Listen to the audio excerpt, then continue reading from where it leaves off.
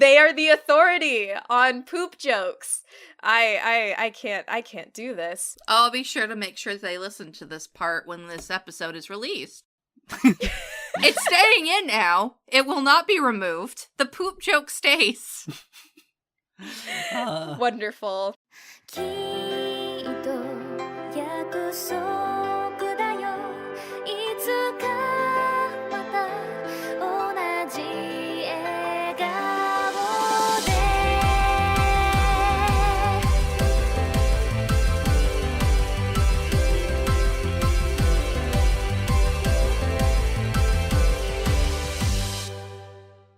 What's up, everyone? Welcome back to The Box, the Annie chat box, where 5 friends snuggle up in a teeny tiny space to talk about all things anime. My name is Cammie, and I will be hosting you on episode 103. Again, crazy to realize that we are in the hundreds by now, but here we are. And speaking of who is here, that one that just gave a little laugh is the hostess with the mostest, Miss Cassie. Also the hostess with a McFlurry from McDonald's that she bought last night and forgot about. She was too drunk to remember it. Good content. Ooh, what flavor? It is the M&M flavor.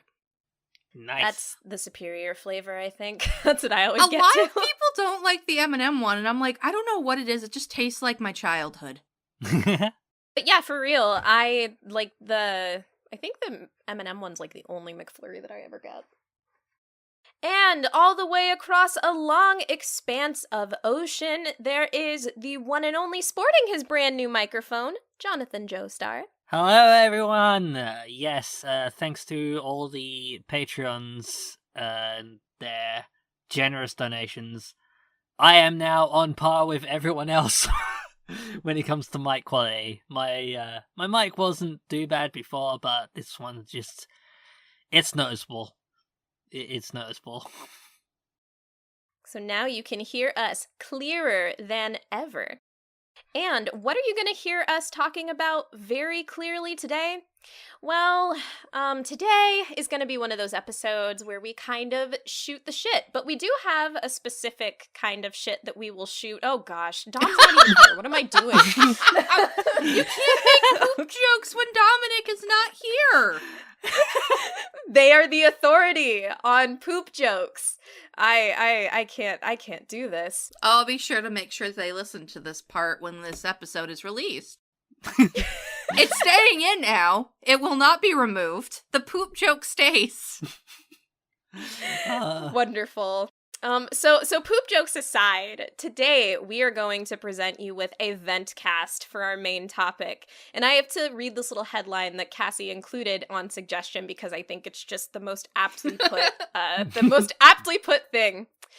Nothing about anime or Japan today because millennials are stressed, so please tune in to listen about millennial stress. That's what we'll be bringing you today. Thank you, Cassie, for that. Always here to help with stress. Yep, so all 3 of us, and I mean, I'm sure you listening as well, are very stressed about 1, 2, 3, 10 billion things. We've each brought one specific thing to talk about to the table, and I'm going to have Jonathan Joestar start us off. John, tell me, what is racking your brain with frustration day after day? Sit on the couch. I'll just be writing on this little notepad. So the main thing that's been like a ongoing and issue that comes up again and again is I work retail. It's shift based. There's your first problem. Shift. Oh no. Shift-based retail work.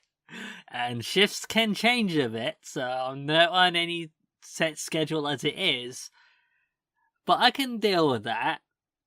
The reason why it's been a particular issue lately, though, is because lately they've been having me go from a 5 a.m. start, so that's like 5 till 12-ish on average, and then the next day I'm in on a closing shift, so like 2 till 9:30 rather, because we close at 9. And then I'll have a day off, And then it's another opening shift, which is the 5:30 a.m. shift. And then another closing shift. And then a day off. And then morning, and then close. And then morning, and then close. And back and forth, and back and forth. And I can't sleep because my body doesn't know when I'm trying to sleep anymore. And it's interesting because I feel like a lot of, maybe not all, I definitely can't say all, but there are a lot of shift-based kind of retail jobs that end up being taken often by like spry, like 18 to, like 23-year-old, like college students, like those part-time jobs or whatever. And like, I even feel like looking back on like my time in undergrad, it was just a weird section of my life where I could handle a very like inconstant, like flexible, wonky sort of sleep schedule and then like days and activities. But I feel like me and probably most of us on this podcast are at that threshold where like now our bodies are just like, hey, you can't do this to yourself anymore. I feel really bad about that situation you're in because that would just like fucking up your system like that when there's so much more demand for what we have to do is a lot of stress. Like, and then that's awful. And I brought it up with the manager in charge of the rota, saying like, why is this a constant thing? Can it kind of like chillax a bit, maybe? And then he kind of like murmured some excuse about how everyone's going through it, but they're not. And sort of like well, if it's such an issue, I can look into it, kind of like I'm making it a bigger deal than it is. I'm like, I am struggling to sleep. Sleep deprivation is detrimental to people's health. They don't care. They need you to be there to make money. That ends up making me not as good at my job. And I'm making mistakes. And tell me this, too. I think it becomes more of a thing, or I guess when I've heard about this, it's more often in places like Starbucks. But do you have a completely different set of coworkers between your opening shifts and closing shifts? And if so, is there like a shift staff that you like get along with better or something, so you also kind of have to adjust like your social processing, I kind of get along with everyone at work for the most part. There are some co-workers that are a bit more of a pain to deal with at times. Some just like to complain all the time, leaving me wondering why they're still at the job if they hate it so much. And another one just seems that every so often go on a bit of a power trip for no reason, but as long as they're not going off on one, then I still get along with everyone for the most part. And also with my with the opening shifts rather, I tend to be in the bakery, which is kind of me on my own with my earbuds in, just doing my job. So okay, that's not bad. I'm sorry to hear about that. I really hope that they will just show some mercy on you, because clearly I don't think they're processing on a lot of common sense. Like Cassie said, they just need you to do your job, but I hope that greater graces will smile down on you so you can actually get a decent night's sleep. Yeah, me too. I mean, it's not been as bad lately, but it's still cropping up every so often. I gotcha. Hey, Cassie, I am dying to know something. What's that? I want to know what grinds your gears. What grinds my... Well, there's a lot of things that grind my gears. I am a very unchill person. Most of the time. Just the smallest thing gets set off an anxiety attack. But what sets me off more is when I get letters in the mail. And I've been getting a lot of them lately, and I cannot catch a break. So to set everyone back and run you through a really fun little thing that happened to me recently is a couple of weeks ago, I got a letter in the mail, and it finally happened. I'd been summoned for jury duty. Oof. Which, to be fair, like, if it's something that you can handle both financially and, like, mentally, I'm pretty sure it's a good thing for you to do for your community. But the way they make it sound really frustrates me, because they make it sound like you're really getting involved in, like, a community service project, but against your will. And I kind of hate how that whole system is set up, but that's just how I feel about it.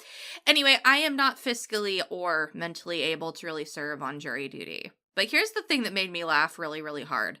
So I wrote them immediately when I got the letter and was like, hey, I fiscally cannot afford to take time off work to go to your jury duty summons for a month, let alone a single day. I am my own sole, and a lot of us are the sole income for ourselves.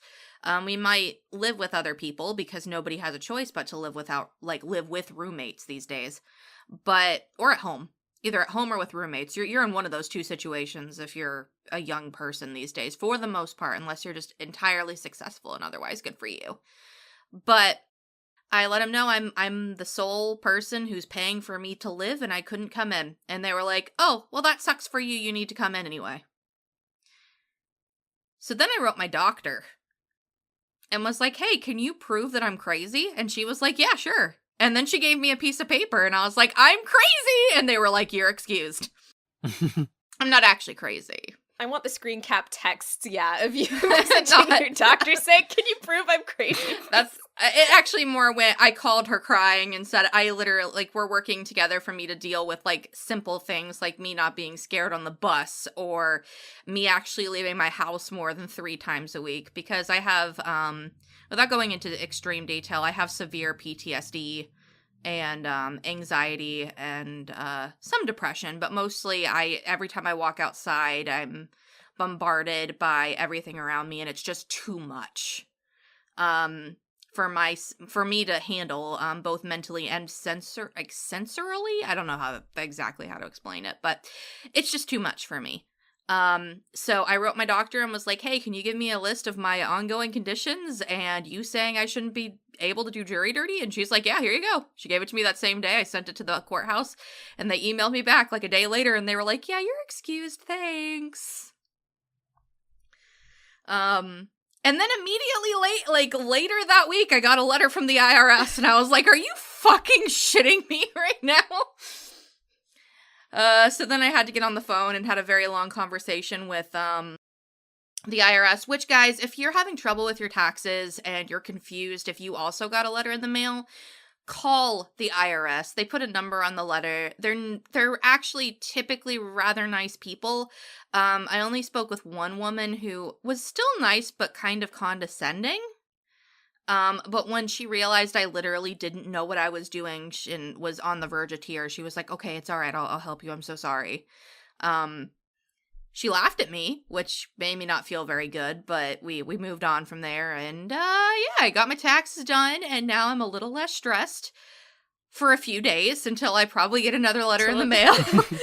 Are you dreading, checking the mail every day now? I would not blame you. Basically. I'm, waiting to get, another letter that's like, by the way, you did your taxes wrong again, and I'm gonna be like, nobody taught me how to do this in high school, okay? I'm doing the best I can.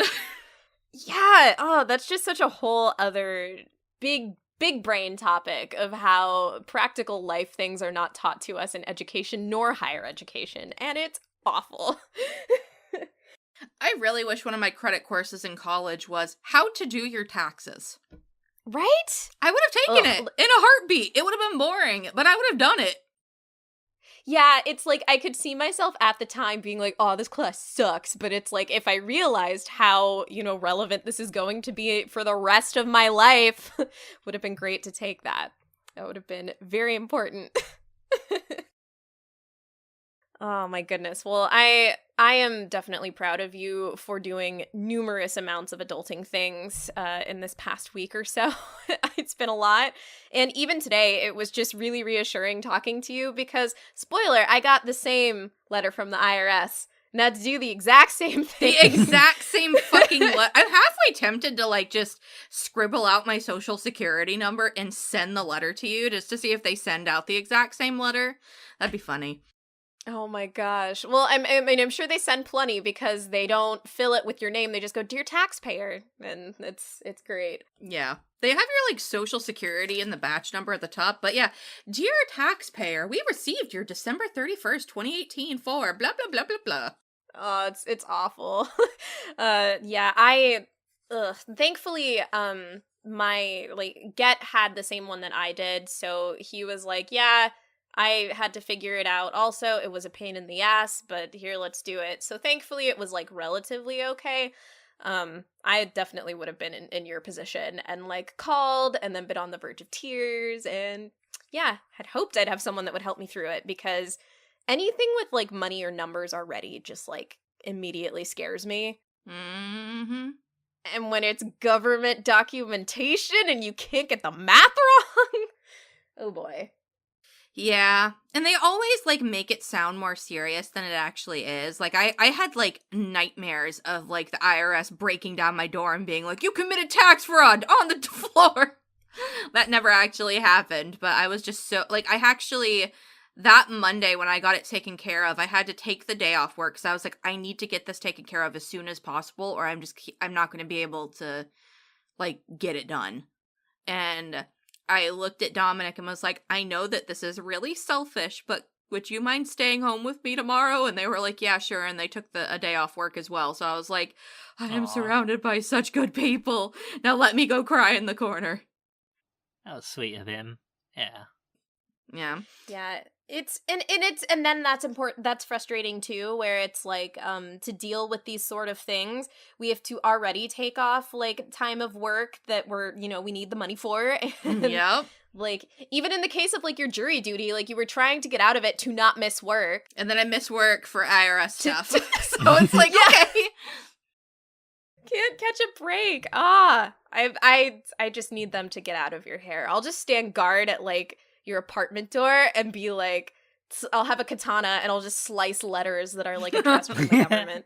Don't you dare think about imposing on Cassie again. But yeah, I mean, these are things that, like, everybody deals with, but it's just, it's both, like, hilarious and also frustrating how unprepared we are to deal with these kind of things emotionally and actually just getting the task done. Yeah. Because we're not unintelligent people here. Almost all of us here have at least, college education, but there's just things you don't learn, you don't teach, or your parents don't tell you, and then it's like, well, I'm an adult now. All right. Let's go. I think the other sad part, too, is there's so many people, like, just to put taxes back in there, that don't know how to do their taxes, but they have enough money to pay for an accountant to do their taxes, and we're not that lucky. No, I can definitely not afford it. But I'm also very bad at math. That's the thing. Like, I could write you, if you were tonight to give me the task to write a 14-page research paper on a play I'd never read, I'd still be able to go read the play and write the 14-page paper probably in 2 days.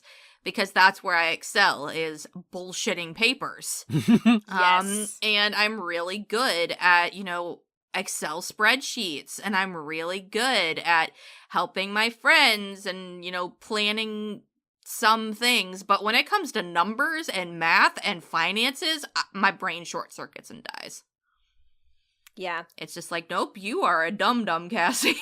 Oh, I'm exactly the same way. And I really wish that because you are an expert at doing research papers that you could have been my partner on this project I had last week. Oh, tell me about it. Oh, yeah. So Cassie knows a lot about this already, but I'm here to vent to you all about just the idea at this point of group and partner projects in graduate school.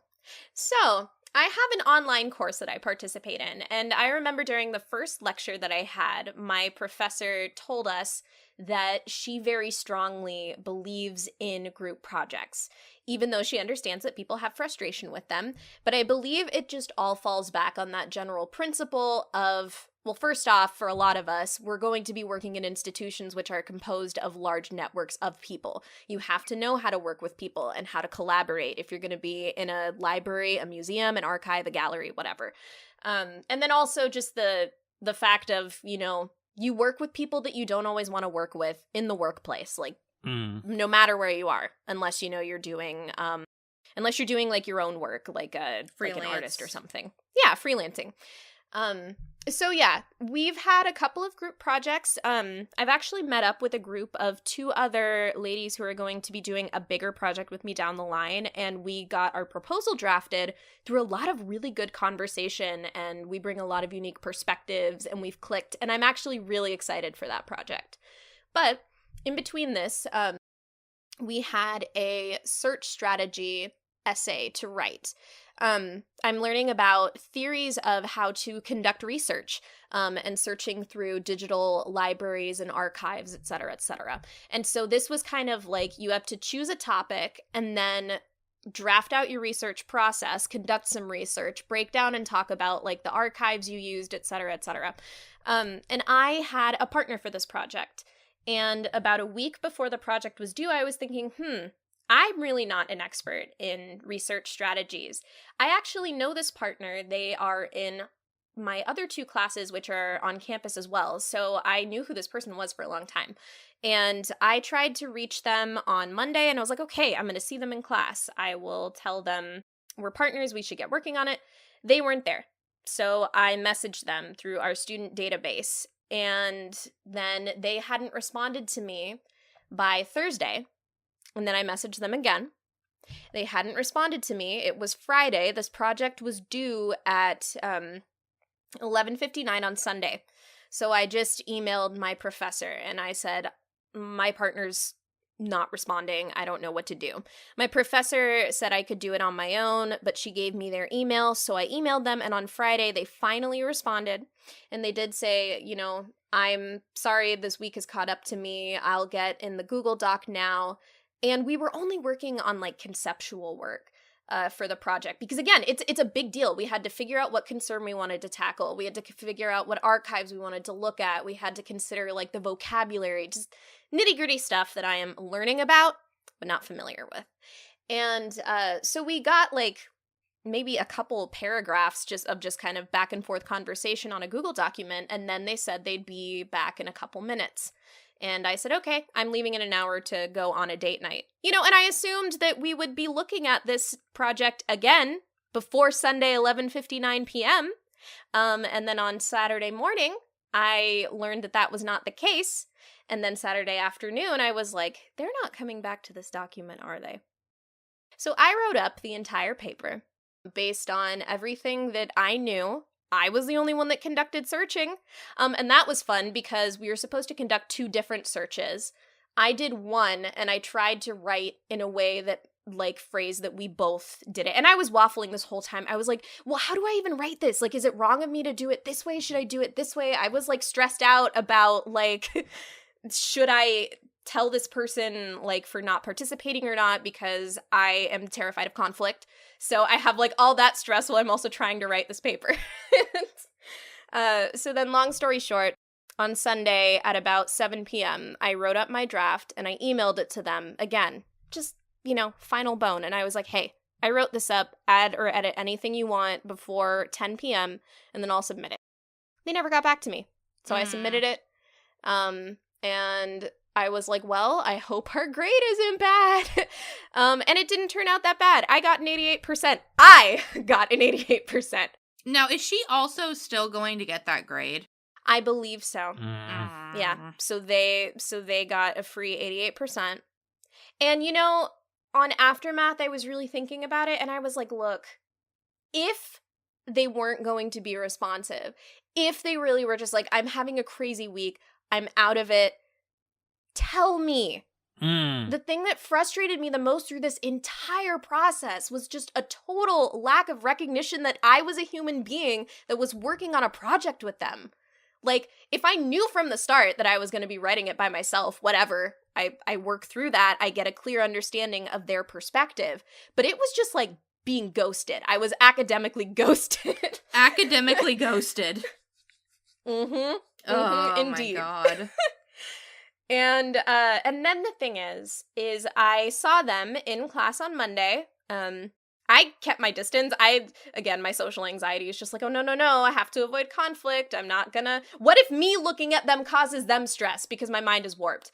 And so I avoided them. And then on Thursday, they ended up coming in late and they sat next to me and like we talked a little bit and they never said anything about the project. To me. Ever. Like, didn't even acknowledge it. Like, you couldn't give me that politeness in an aftermath. Like, look, I'm sorry. Actually, really funny, too, that day on Thursday, where they were seated next to me, and then another classmate was, and he and I had been talking about the online class, because he's also in it. And during our break, he turns to me, and he's like, so how did your partnered, like, paper go on the last thing? Mm-hmm. And I, deer in the headlights, just blanked out because my partner was right there next to me. So anything I said would be within earshot of them. And I was just like, it was okay. You know, I should have just made them feel bad and been like, you know, I did most of it on my own. Like, just to get them to I mean, I feel like you would have been in your right. I hate when that Right? happens. Like a group project in high school is already frustrating enough when people ghost you, because that happened to me plenty of times. Yeah. Yeah. But they were always like those, make like a, what are they called? The big boards that you would buy from Oh, Walmart. like a poster board, Yeah, right? like you'd go out and get some poster board and you'd make, you'd do some research, you'd throw it on a poster board and you'd do a presentation. And then like, we'd show up the day of the presentation and then everybody would pretend like they worked on it too, which was always fun and awful. But like, that's one thing. But writing an academic paper in grad school by yourself, like, fuck you, lady. Like, I remember writing papers in just undergraduate school, and writing those by myself was ridiculously hard, but I did them because they weren't group projects, obviously. I luckily never got ghosted. I think the only bad group project I had was my fault, and that was because I took a programming class in college, I think in my sophomore year. And I was just really bad at programming. I didn't understand it. So I showed up to all the meetings with my partner, but I was like, look, I'm going to be honest. I'm going to do as much work as I can. I don't understand what we're doing. Yeah. And he was like, that's okay. And it ended up okay, but I don't know if that guy hated me afterwards or not, but we didn't talk after that. But he didn't really seem to care, but like you said, it's always that like paranoia in the back of your brain.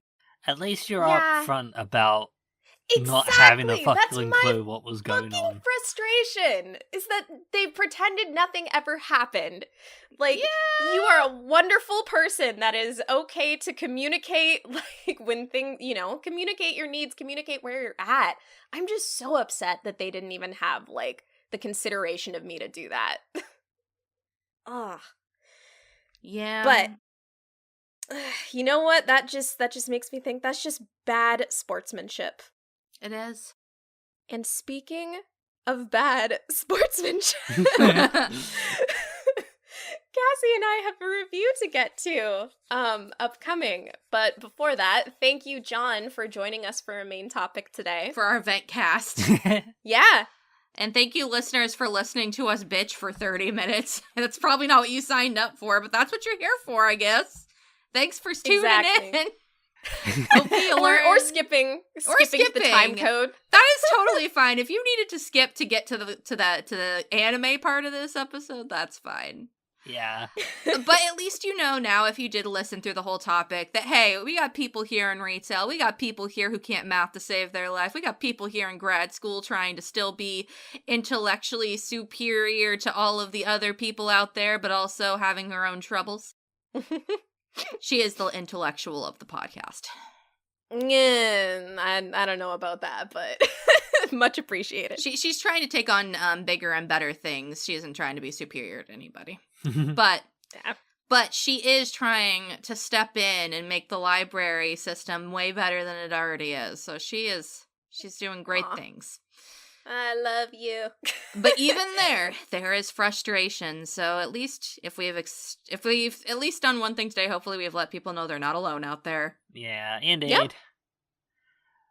But anywho, these two have got a review to do, and I just want to thank everyone who donated to Patreon. Your contributions do help, and You do. unlike a good sportsman, I'm going to be ducking out here, so bye-bye. Hi, Cammy. Now that he's Hey. gone. Just kidding. Hey, Cassie, that means we get to snuggle up in this teeny tiny box. To talk about one of the best hit shows of summer 2018. We're finally catching up, guys. We're in summer. We've been in summer for a little bit, actually, I think. Yeah. About that best anime of 2018, sure. So Summer 2018. That's fair. Yeah. Okay, so today we are reviewing the show Hanebado. Hanebado was animated by Studio LINDENFILMS. You would know them for their work on Arslan Senki, Poco's Udon World, which Cassie and I love, and Koito Uso. Which Cassie also loves. Just kidding. I hate that show. Yeah, I was gonna say. Cassie loves? Cassie no, Cassie yes. Cassie hates. All right, so let me give you a quick synopsis. After her crushing defeat of 21-0 at the National Junior Badminton Tournament, Nagisa Aragaki's love for her sport begins to distort. Hey, that rhymes. Unable to deal with the shame of the loss, she starts to terrorize the members of her high school badminton club. Her grueling drills bring some on the verge of tears, while others quit the club outright. With the team losing members and new prospects being too terrified to join, the future of the badminton club looks grim. That is, until Kentaro Tachibana joins as the new head coach. Not only is he an Olympic-level player, but also comes bearing a secret weapon. Ayano Hanasaki, the girl who defeated Nagisa 6 months ago. However, Ayano is not the rival Nagisa remembers, but a girl with conflicted feelings wanting to distance herself from badminton. With her future in sports now on the line, Nagisa must find a way to face her fears of inadequacy, heal her rival's troubled heart, and bring victory to the Kitakomachi High School Badminton Club. So, right off the bat, I think that synopsis is actually well written, so good job, Mal, for, very eloquent writing and no, egregious, grammar errors or anything like that. But it is interesting because I feel like that synopsis postures us to think that Nagisa is the lead of the show. It really does. And that's a big aspect of story, honestly, that I think is worth mentioning. That I think that this show definitely gives an odd sort of bait and switch in the first episode and almost like the second one too. We are kind of postured to think that Nagisa is our lead character, but it should be noted that the lead character in this show is Ayano, who we will definitely get to later. But Cassie, I did want to ask if you had any expectations or things that you were hoping to get out of this anime when you started it. Basically what I was looking for was just a actual good, wonderful sports anime about camaraderie and basically everything I already love about sports anime, but with a female cast. That is what I was hoping for. Because there's a lot of sports anime that I really love, the one being at the top being Haikyuu, and the thing that I love most about Haikyuu is just that, the team aspects, the people working together, their fails, their losses together as a group, and their wins as a group, and how they grow as people and as teammates. And God, did I want that from the show. Yeah. I would actually say the exact same thing. And I made the horrible mistake of watching this show hot off the heels of finally watching all of Haikyuu, which, as you said, I think it really excels in those elements. So I don't think Hanebado could have ever topped what I had already been treated to with sports anime. But I was definitely hoping for the same thing. When I watched the first 3 episodes for impressions, I was very much like, ooh, are we gonna get an actual decent sports anime that has an all-girl cast instead of getting things that are either on kind of the ridiculous fangirly side, Keijo or what Harukana Receive, I think was the other one that season. Yeah, there's if there is a show that is traditionally speaking, and in the last couple of years, if you're gonna get a anime that's about sports that features female athletes, it's almost always going to be over the top fan service, or just not taken seriously. And that's the problem that I have with those kind of shows. I liked Keijo. Mm-hmm. And from what I heard from, I think it was called Harukana Receive or something like that. I heard that show wasn't bad, but it also didn't do anything innovative or interesting or good for a female cast either. So I don't know. I've lost hope. Yeah. So to get into that, within a lens of Hanebado, a big piece to start off with story, I think, and yeah, I don't think this is necessarily a spoiler because it's not really plot relevant details. It's just to say that the tone of the show, like in the first 3 episodes, I was like, ooh, this is a serious approach about sports. This is awesome. But then it takes serious to the next level. And then sometimes it tries to not be serious and then go back into being really serious in a very melodramatic way. And it made me not very fond of the story. I would say that story is a pretty weak part of the show. Yeah, I'd agree. The things that make this show different and shine and would make me even want to recommend it to people after how I feel about it has nothing to do with the characters and has nothing to do with the story. Yeah. To spoil both sections of what we're going to be talking about, but the story is just so strange with its tonal shifts. It does this thing where it takes itself way too seriously and then doesn't take itself seriously at all. And you can't do that. You can't. Or maybe you can, but this show didn't do it the right way. And that made it really difficult for me to really get comfortable. And to be fair, I think that it didn't want you to get comfortable. I think it wanted you to feel super uncomfortable. And I've watched shows that have made me feel super uncomfortable. This one just keeps coming back up over and over again. It's not a sports anime, but Scum's Wish, for example. That show made me feel uncomfortable all the fucking time. And I loved it. Did it take itself too seriously sometimes? Yes. But it never made me feel like I was experiencing whiplash. That's what this show felt like, tonal whiplash. Oh, completely. I think I even have a similar word in my notes. I said too dramatic, jarring tonal shifts, Jesus Christ. So I agree completely. You know, what I find interesting is that I think there were definitely hints to the tonal whiplash in the first 3 episodes, but it was kind of, to me, teetering on the brink of, like, maybe it'll find its stride. And I think the unfortunate thing is that post-episode 4, it just gets worse and worse and worse into the extreme of melodrama, and then, even as you said, just, like, the whiplash, too, because then it gets really, like, silly and lighthearted and oddly fan servicey in parts. Yes. Yeah, and I definitely wasn't expecting that to show up as excessively as it did in the show.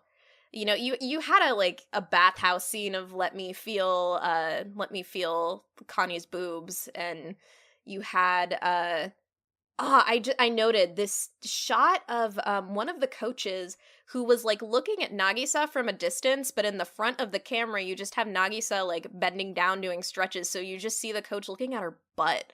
And I was like, why are we doing this? You weren't doing this at first show. I just don't understand. Another thing, too, is that there were moments of very strange shot composition in the first couple episodes that were a little over the top. For example, how Ayano's character was like displayed, like what her face looked like, how the music like dramatically led up to her looking over at Nagisa from past the net. But the thing is, I was okay with it at that point in time because that's how I genuinely thought these characters felt. She looked like a demon because that's how Nagisa perceived her. She ruined her career and life at that point in time, she thought anyway. Like, she had nothing more to live for at that point, and this girl just stomped on her. And I understood what they were doing there, even though I did think it teetered on the melodramatic. Yeah, But that's what I watch anime for. I watch anime for people to do things in weird and unique ways to show how characters feel. That's one of the reasons I love this medium. But then the story takes what little it does with making tonal shifts look interesting and taking its subtlety and pushing it to the limit, and then just mixes it all together as if they weren't actually reading the recipe, and then they just got goo at the end. It was very strange. I love that you're always here delivering us with A+ content metaphors. Thank you for that. That's just the thing that's so frustrating about Hanebado is it had all of the ingredients to be a fucking amazing show. Because once we get to production, I'm going to gush for a while. But, and some of the characters I really felt for, especially towards the beginning. I liked Nagisa at the beginning of the show, and I still kind of like her by the end. She's okay. I liked Ayano. I don't like her by the end. I hate her guts. I have not disliked a character so much since, I don't know, school days or something. Like, I despise her.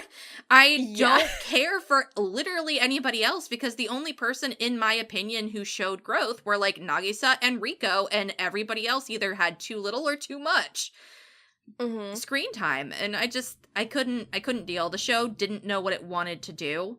It didn't know what it wanted to be, and also a lot of its story elements don't make sense. There's a lot of melodrama around also Ayano's mother. We won't go too deep into it. But that's set up as the main crux of the drama in the show. That's what it always comes back to.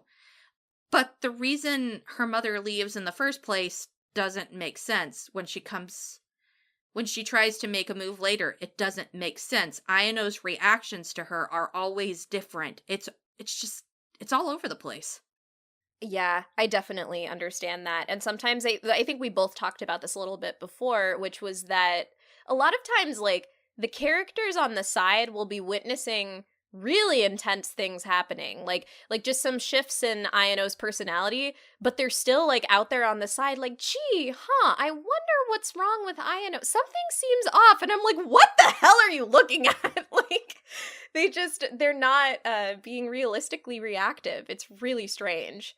But yeah, another thing that I did want to mention, as far as the dramatics, actually, is that apparently this was an adaptational choice. I've heard that in the manga, the girls are not as rabid and intense as they are in this show.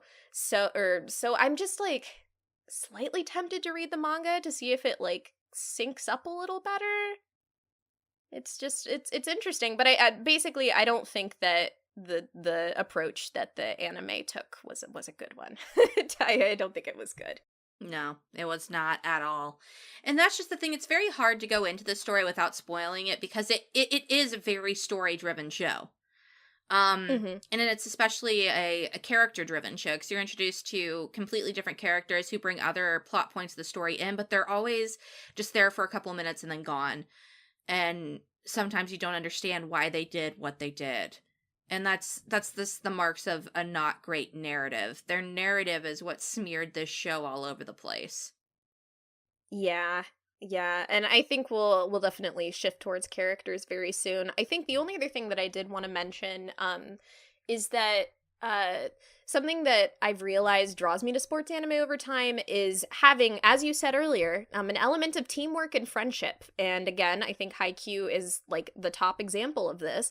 And even in cases like Kuroko no Basket, if there isn't friendship or sportsmanship evident at the start, it does develop over time. At least I got a sense of that when I watched Kuroko no Basket.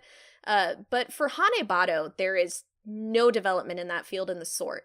And I also think even just the way it's structured with badminton being a solo sport, it was just hard for them to pull that off. And, like, even if they developed the rivalry well enough to be, like, a friendship, it could have pulled that off, but it just unfortunately didn't deliver on the thing that for me personally makes sports animes, like, the most compelling. Yeah, I'd agree. I think that there's, like, a small bit. I think that's also a reason why I just felt so hurt by Hanebado, is that they had a moment where it seemed like they were doing what you suggested they do. They were making it more about making friendships, especially with Ayano. Oh, yeah. because they had this like getaway, this trip to go practice. Yep. And they had these moments where Ayano was learning to be part of a team. She was learning to go get the water that people needed. They were, especially the interactions between her and Riko were really, really good. Mm-hmm. And also Nagisa has some moments towards the beginning of the show where she realizes, hey, how I'm acting is, my fault. It's my problem, and I need to be better to be part of this team. And it has those things, and then for some reason it's like, yeah, we don't need these. Yeah, just completely dropped off. We don't need this anymore. I mean, we gave you what you need, right? Let's go back to what we want to do. And what they wanted to do was not what I wanted as a viewer, and that was a problem. What they wanted to do was have some fun with some characters, right? Yeah. Okay. Tell me if you what you think about this. I think that they tried to cover too many characters, and at the beginning they tried to give each of them like a lot of depth, but it couldn't be accessed for all of them in 13 episodes. Like they couldn't get to all of the characters to the degree that they wanted to, and in the beginning presented them as. Yep. Yeah, I agree. that was a shame. Especially because like at least kind of on a production standpoint, but even in introduction, there were characters that I was like, ooh, I'm really excited to get to know them, like Kaoruko, for example, and then it just became irrelevant and shoddily done, and I wasn't invested in, like, for how big this cast is, the amount of characters that I came out of it, like, even just caring about a bit was abysmal. Yeah, they did this thing where they would introduce you to a character, and then they would maybe give them like an episode or two to interact with the main cast, and then you're automatically supposed to care about them without knowing exactly why they think or feel the way they do. One of the main examples of this is there's another character on their team named Sora, I believe. Is that the blonde girl? No, it's the girl who always has her eyes closed. Yes. And okay, yes. she had this really interesting, like, I don't know, like, not rivalry, but she had a distaste for Ayano. And the reason she felt that way was very complex and interesting. But it's never touched on again. Until the end when they try and, ham-fist it back in again. But at that point, we've never spent any time with her. So I don't care.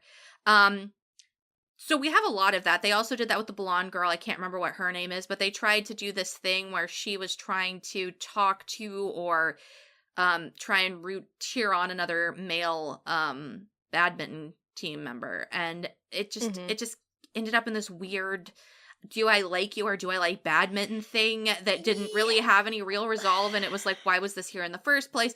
So that's my trouble with the side characters, because most of the time when they're introduced, we're given a little brief look at them, but never really are they fleshed out enough for me to care, which sucks because I normally love the side characters the most. The only time where I felt any kind of, I guess, pain that I wanted to feel was with Riko and her match. But other than that, like I liked Nagisa at the beginning, but she's the only one that had character development, but then it just kind of stopped. And then Riko was endearing, but she was there for 2 episodes. Everything else, for the most part, is centered around either Ayano or Connie. And Connie is also a character where we're introduced, and then she seems to have a personality swap. We don't know why. And they even try and put things from her point of view for an entire episode, and it just made things even more confusing. Yeah, I think I know which episode you're referring to. So it's just like they don't spend enough time with the characters that they should, and then the characters that they do spend enough time with, they don't give enough compelling evidence to make me want to care. And then Ayano just became a bad person, so why should I care? Yeah, I definitely agree with you for the most part. Like, the characters that I ended up liking were primarily Elena and Riko, who coincidentally were, like, the best friend of, like, the lead character, in a way. And then I liked the blonde underclassmen until they did exactly what you mentioned, and I was very frustrated that we spent all this time and this build-up on her for me, a resolve that I was just like, I'm not here for this. This is kind of dumb. Yeah, it didn't make a whole lot of sense. Yeah. And the same thing with Nagisa too. She had good moments of development, but it wasn't given enough time, which was pretty disappointing.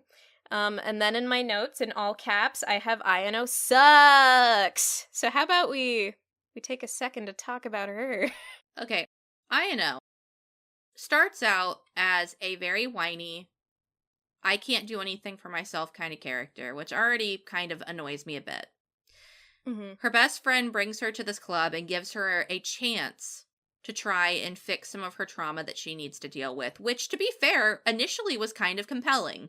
I was like, where did her mother go? Why did this Right. happen? Of course she's going to be emotionally impacted by this. Like, I feel for her.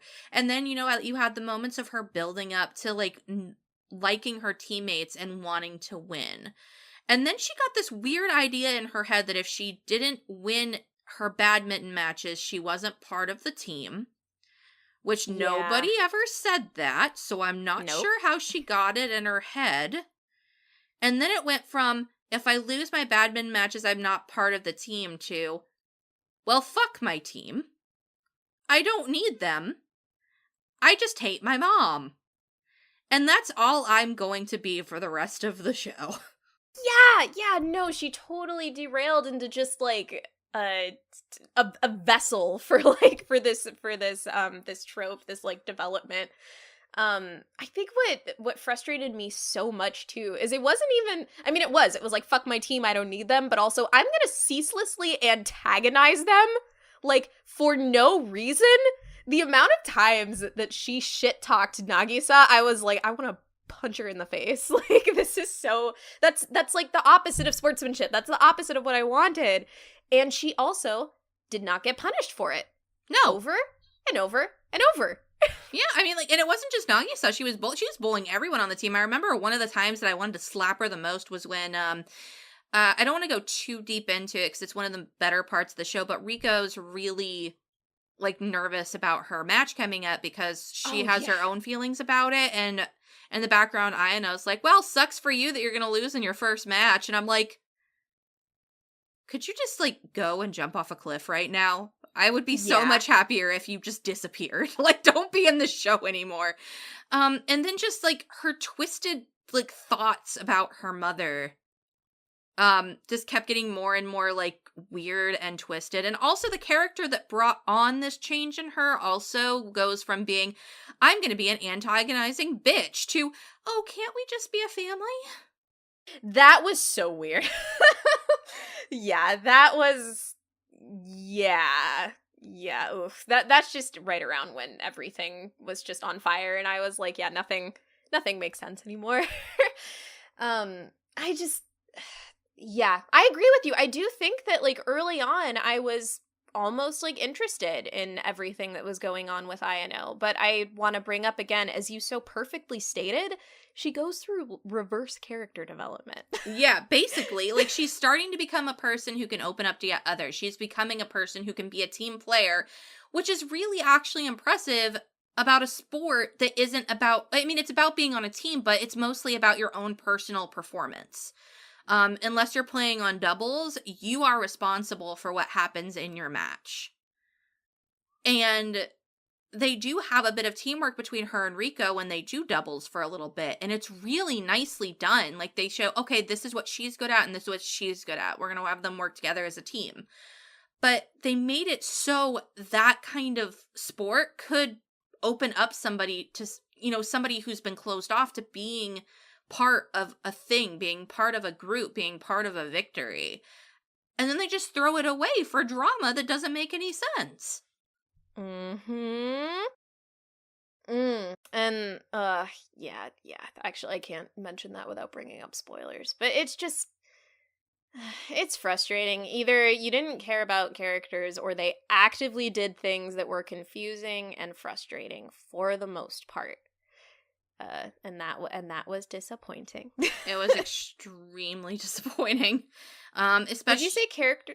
Oh, go ahead. No, I was just gonna add on, especially because I was kind of initially invested. I can see why you passed this show or swam this show on based on the first 3 episodes, because melodrama aside, like I mentioned earlier, I felt like it belonged there. And the Yeah, more the I agree show completely. and the more the show went on, the more it became an eyesore. And I just Yeah. couldn't, all of the merits that it had brought to the table, and by the end there are still some there, don't get me wrong, but all of the merits that it brought to the table were just smeared off by this gross goo that they concocted when they tried to shove too much stuff into one little space. It was too much. Do you feel like characters is probably the weakest aspect of the show? Yeah, either that or story, but the thing is they play off each other so much. Like, it wasn't like, oh, this was a well-written story, the characters just kind of dragged it down because they weren't able to continue the plot. It was already a thin plot, and then the characters could not add anything to the equation. That's a good point. Yeah, I do think that they end up working in tandem. I guess just when I think back to it, the first thing that like I complain about with Hanebado is just like Ayano's yandere face, like staring me, staring me down.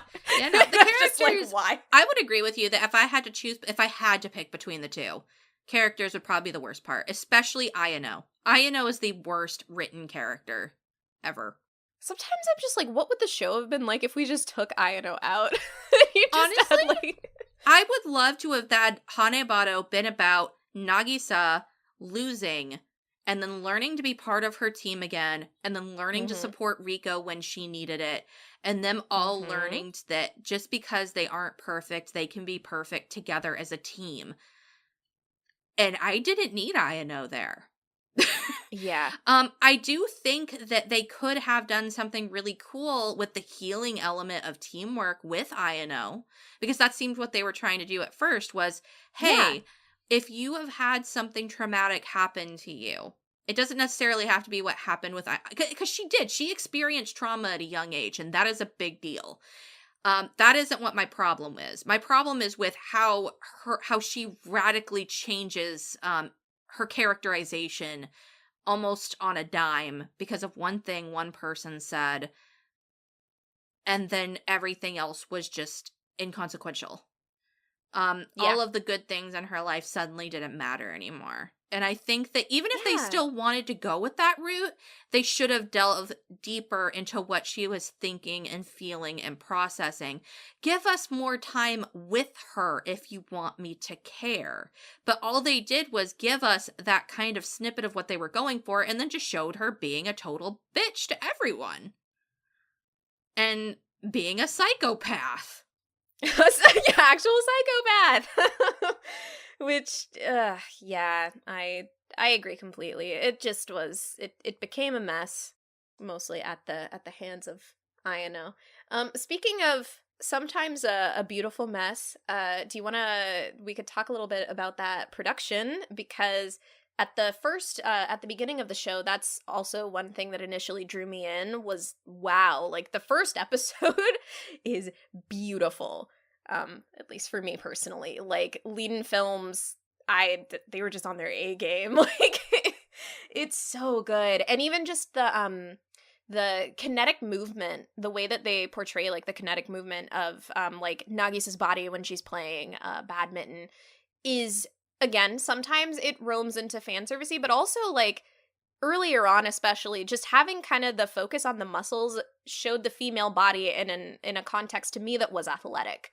And that was pretty cool. It's like, yeah, no, there's sweat, blood, and tears put in here. It's not always pretty. Yeah, you know what? There might be a boob jiggle, but it's right next to an arm that is well-toned and throwing that racket down. Like, they didn't shy away from the fact that these are female bodies in motion. And for once, I didn't have much of a problem with it. Because it wasn't purely sexual. It was, they're covered in sweat. They are huffing and puffing. They are hitting I think one of my favorite scenes is when Nagisa like hits oh god, what is it birdie? Is that what it's called? Hits the little birdie, and it's like in midair, and her hand is like kind of over the racket a little bit, and and it gets hit back into the other side of the court, and I'm like, this looks so fucking cool. Yeah. And the thing is, nobody on the team has kind of like in Haikyuu, you know how he's got the ability to jump freakishly high, or don't even get me started on all the superhero bullshit from Kuroko no Basket. But there's nobody on this team that has like a superpower or anything. It's just that they're ridiculously good at badminton. Even Ayano, it's not that she's the best player in the world because super unexplained powers. It's, oh, she had talent and she studied from a young age. And there's actually a line in the show I really liked a lot that was, even somebody with talent isn't good from the moment they pick up a racket. Yeah. And I think they go through with that with Haikyuu as well, with showing how Hinata trained multiple times. But the thing is, at the end of the day, Ayano is just ridiculously fast because of her stature, and she's very familiar with the game.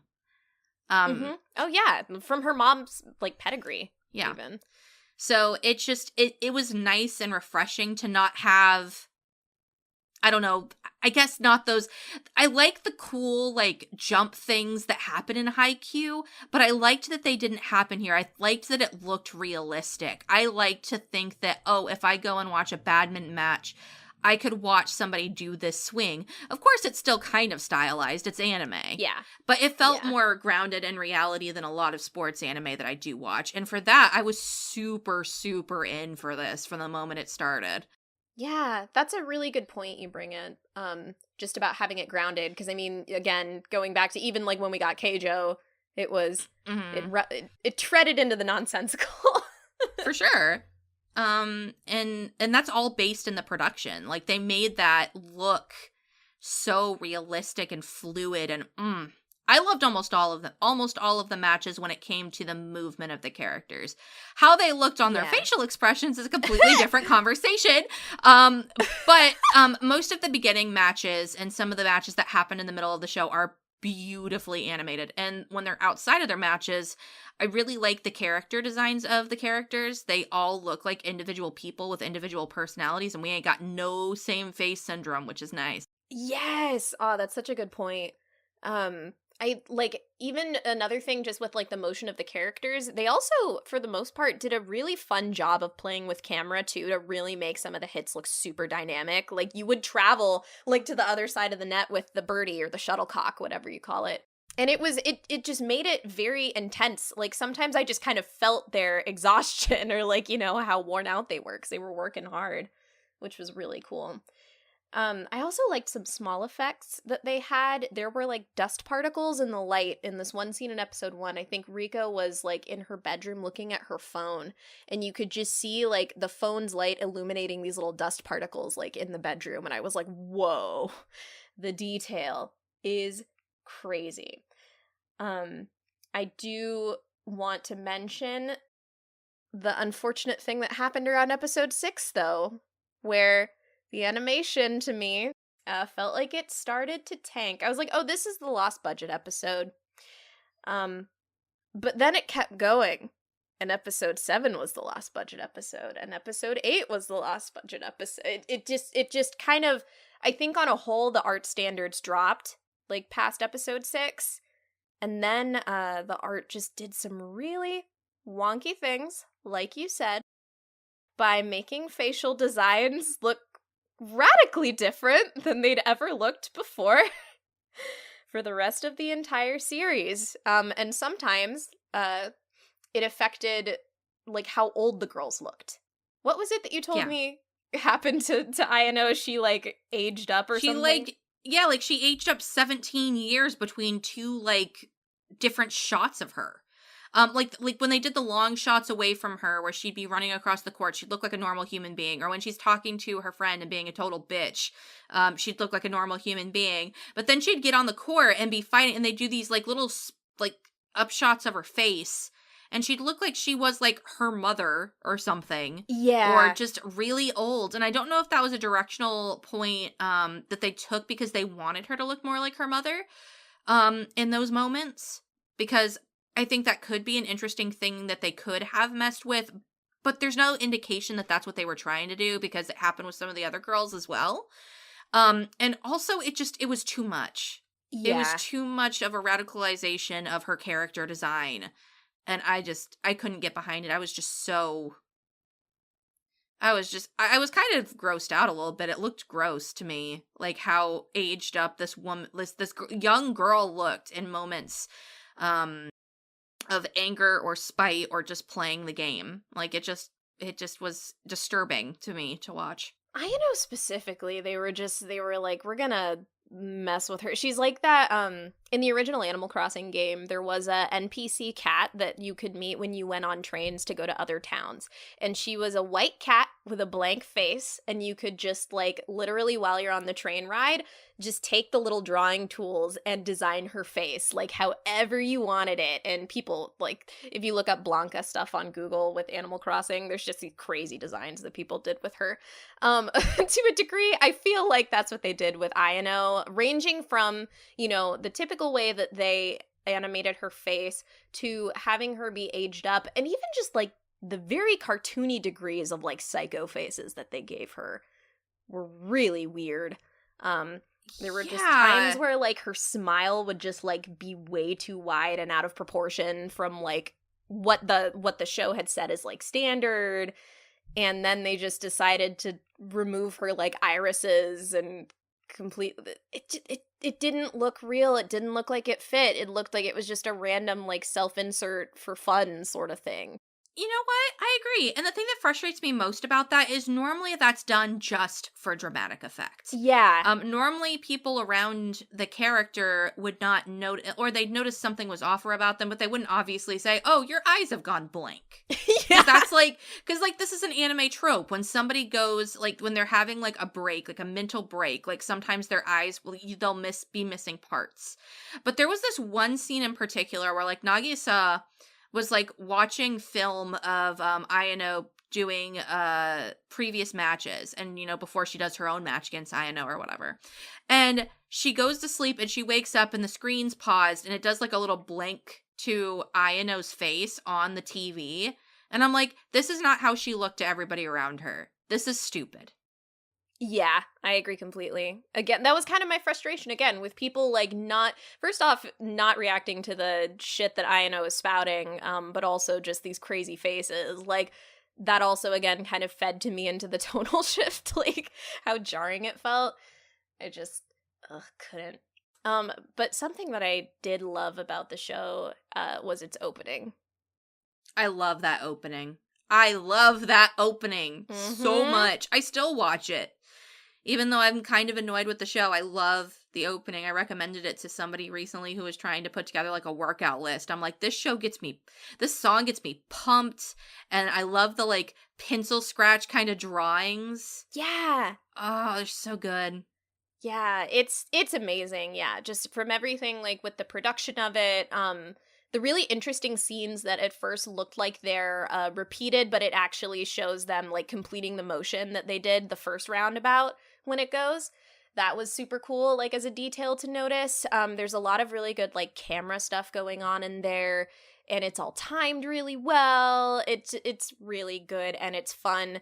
And I think that was also a thing for me where I was just like, ooh, this is what the show's gonna be like. Too bad the show didn't really match the integrity of the opening as it went on. Not really. Yeah. Unfortunately. I think that the first few episodes I felt like I was getting pumped up to see this kind of action and interesting like different characters. Like I remember one of the characters in the opening is a character that shows up later that Rico has to go up against. And I loved her design in the opening, and by the time we actually get to encounter her character, it's just I didn't care. Yeah, I felt the same way. And it was really frustrating. So even then, like, the opening, as great as it is, almost sets some of the characters up for failure, because it's like, I'm so pumped up to see them, and by the time I'm so tired of the show, they finally show up. And it's like, well, all my hype for you is basically gone at this point, because I know you're not going to get the development that I had hoped you would get when I saw your pretty little smiling face in the opening. Yep. That's another interesting thing. I feel like all of the girls who are shown to be playing in the opening look so happy, but I don't feel like I ever actually saw any of them like looking and feeling happy when they were playing volleyball in their badminton in the show. Like they never seemed very happy about it. They always had like pained looks on their faces and stuff. But that's just because they were so seriously into it, I guess. Another part of the opening I really like is the part where Ayano is about to walk up to the net and she's having this like inner turmoil, and then she sees all the different people on the other side of the net. Because I thought that's another thing I thought was going to happen. I thought like through playing against all these other players, she was going to become a better person. Right? And that she was going to accept herself and then therefore be ready to, face off again against Nagi. Because here's what I thought from just watching the opening and watching the first few episodes. What I thought Hanebado was going to be about was a character who had a trauma inflicted on her at a young age, that she, through playing badminton and learning to love it again, would be able to approach the match that she had at the beginning of the show at the ending of the show as a completely different person who actually is able to love herself and badminton, and the same thing for Nagisa. The truth is, she learned nothing, she did nothing, and she is actually a worse person than when she actually showed up at the beginning of the show, so spoilers there, I guess. Yeah. It would have been beautiful if it just managed to do what you mentioned, even a fraction of what you just mentioned. That's what I had hoped for. That's what I thought the opening was telling me what was going to happen, especially with that one little moment. And it didn't deliver, and I'm really sad, but that opening it's good. It's good opening. Did you end up watching through the ending ever, or did you skip it mostly? I watched it a few times, eventually ended up skipping mostly because I was trying to get through it very quickly, and I didn't find the ED to be as... I mean, I watched the opening every time, right? But I didn't find the ending to be that intriguing. But the couple times I did watch it, I did like it. I thought the song was really fitting for the show, and I think that if the ending had anything to do with the show, I would have liked it better, because the ending shows them like going out and hanging out with each other and being human beings on a team together. And you know what? That's not what happened in the show. So I don't want to watch it in the ED. It's false advertisement. Exactly. That's basically what I wanted to bring up too, is I think it's another case where it's like, wow, the things that they're showing in here make this look like a really compelling anime, and it's fun and something I'd want to watch. Too bad it doesn't actually match what's in the show. Yeah. Yeah, I agree completely. It was a big shame. Do you feel ready to go into ratings? Before we go into ratings, there was something that happened in characters and story that I wanted to bring up before, and I forgot about it, so I'm going to round back one more time. One of the tropes that I hate the most in anime is the, I am a parent who is an awful parent, but I meant well, I promise, but I'm going to come back and have no consequences for being a terrible parent. Yeah. Oof. I hate that trope. I hate it so much, and it happens all the fucking time. Sometimes they will do something to make the parent compelling, or they'll give an actual reason for why they left their child behind at a young age, or abused them at a young age, or did something terrible. And the shows that make that actually interesting, or when they normally show at the end what you think had happened is not what actually happened.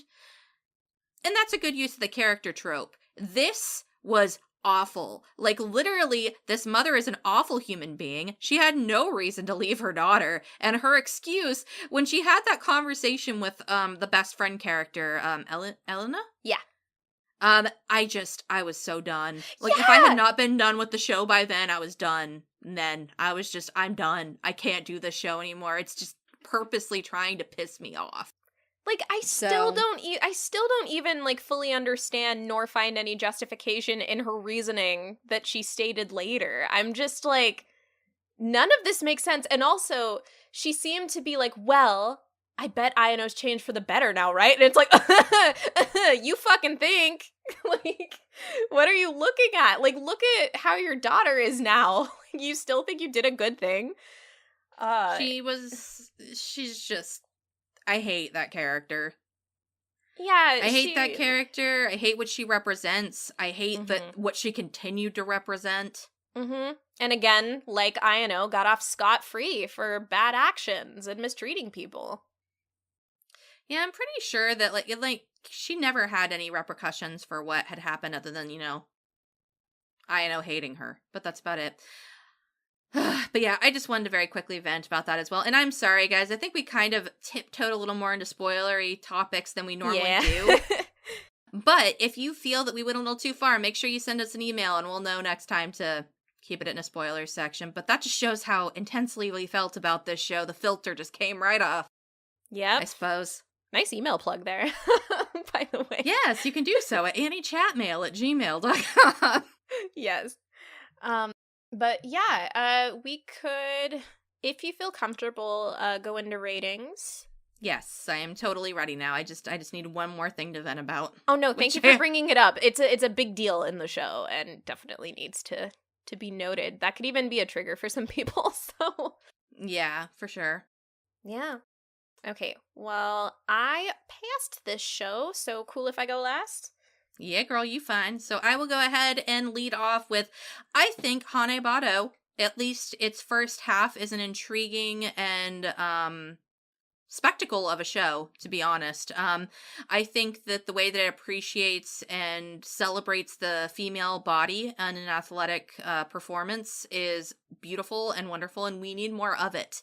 We need more shows like Hanebado in that regard. However, its story pacing, its characters, and its unintriguing beginning or middle and end left me feeling really upset, and the more that I sat and thought about it, the more upset I got.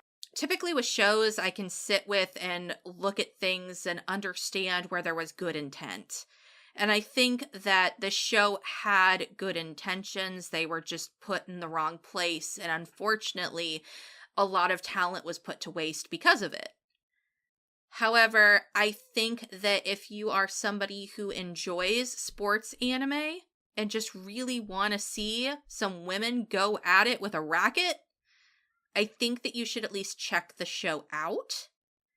However, you need to be aware that it is definitely a wild ride in the story and character department and not a good one. Like, you just went to the theme park to get onto a roller coaster that looks really pretty, but then you realized halfway through it's missing some of the rails kind of roller coaster. So keep that in mind. It's not a complete story. It's not a complete, character roster. You will not be able to know who most of these characters are, even though you spent 13 episodes with them. If you're okay with that, I would still say check it out, specifically for the production standpoints in the first half of the show. And just for the fact, this is one of the few shows with a female cast that's taken seriously in regards to a sports anime show. I wanted to give it a skip it, but I think that just based on the first half of the show, I think you should check it out. And if you want to bail after episode 5, I would not blame you. All right. Well, you literally just said basically everything that I was going to feature in my rating. So here we go. Yeah, I waffled very hard in giving Hanebado a skip it or a check it, because I feel also very compelled to say that the first 5, and specifically for me, the first 3 episodes were really strong of this show, in delivering what I had hoped to get out of it, which again was a compelling sports anime narrative with an all-female team, or primarily female team. Hanebado is actually even cool because there are male and female badminton players. You just have the female badminton players at the front line. And even to a degree, I kind of like to think of watching episode 3 until episode 3 or 4, and kind of then just dropping it and thinking, oh yeah, so it's just gonna continue where these characters will develop and they'll all bond as teammates. Like leave it off to your imagination, because it becomes very disappointing in the second half. I think that it's totally free and honestly good to give that warning to people, or it can just be a very jarring way to spend your time. So given the assumption that viewers may check it and make the choice not to continue it, I would also rate Hanebado a check it. It's trying to do a lot of very good, important things that aren't very prevalent in sports anime yet, and hopefully as the genre expands, we will get, better pieces that do what Hanebado does and more. But for now, you know, we're still developing that. And if you do want to see anime try to tackle these things that aren't usually tackled, definitely just give it a check it. And for alternate anime recommendations, I feel like we mentioned it so much. Are you cool if I recommend Haikyuu to the... Yeah, go ahead. You're asking me if you can recommend Haikyuu? Really? Cassie has Do a you lot of expect me to say Haikyuu no? merch and posters in her apartment. It's awesome. Oh, God. I was about to say, do you expect me to say no? Go ahead, girl. Yeah. Go for it. Yeah, go watch Haikyuu. It just, I mean, on sports anime as a whole, it's definitely, like, up there as, like, the pinnacle prime example of what an excellent sports anime is. So go watch it. It's super good. And you can find it all on Crunchyroll and get hyped for season 4 in the fall. Get hyped for Cassie actually watching season 2. Girl, yes. Please. I'll do it. Let's do. I will fucking do it finally. It's awesome. But yeah, so that's about what we have to say for thoughts on Hanebado. I feel like, do you want to dip into a small spoiler room, or do you feel like we addressed it? I feel like we kind of addressed everything already. Unless you have something very specific you want to talk about, I think we're good. Yeah, I think we're good. The only thing I'd mention is the end match results I was overall pleased with, but that was about it. So, yeah. Well then, in that case, stay tuned, because I'm about to plug some stuff. So if you ever want to get in touch with us, you can find us at twitter.com/AnnieChatbox. If you want to send us an email, again, like Cassie said, to complain about how we just can't keep our mouth shut when it comes to spoilers, send us an email at anniechatmail@gmail.com. And if you want to listen to us, you can do so on iTunes, Google Play, Stitcher, TuneIn, SoundCloud, and YouTube. And if you're feeling charitable as of late, you can consider donating to our Patreon at patreon.com/AnnieChatbox. We did just update our tiers recently, very well thought out. There's a lot of new fun goodies that you can get, so go ahead and take a look at that page just to see if you might be interested. Big shout outs to our patrons, Sarah, CorpsyAnn, Carol, Suki, and Paul. We really appreciate and love you, and I'm pretty sure you know that already. And if you're interested... They also got John a new mic. No, our funds just recently went to get John the same mic that we have so we can ensure sound quality consistency as we go through. So, yeah, we really appreciate what you do, and it really does pay off. And if you missed Craig this episode and you really want to hear from him again, you can definitely check out Save Our Progress at soundcloud.com/saveourprogress, where he and friends Zach, Pete, and Paul all talk about just general lifestyle things at this point, often of the nerdy nature, which is pretty cool. You can hear them talk about movies, anime, gaming, and just what they're up to in their daily lives. And occasionally, there will be Dom, Cassie, or I on there as guest hosts, and I believe John too, way back in the day on some of the gaming ones. So, yeah, you might find a little bit of crossover, and if you want to hear from us again, that's definitely another way to do so. Check it out. Save Our Progress. Well, I have to say, Cassie, I'm feeling better now that I've vented about a lot of stuff. A lot? Yeah, I've got so much off my chest at this point. Yeah, I'm refreshed. I'm ready to go pick up a badminton racket and a shuttlecock and go be athletic. No, that's a lie. That's a complete lie. But I'm ready to enjoy the rest of my night. I don't know about you. I am so ready to do that as well. That's awesome. And of course, we over here at Annie Chatbox hope that you really enjoy your evening. And thanks again for tuning in to us. Have a good night. Oyasumi. "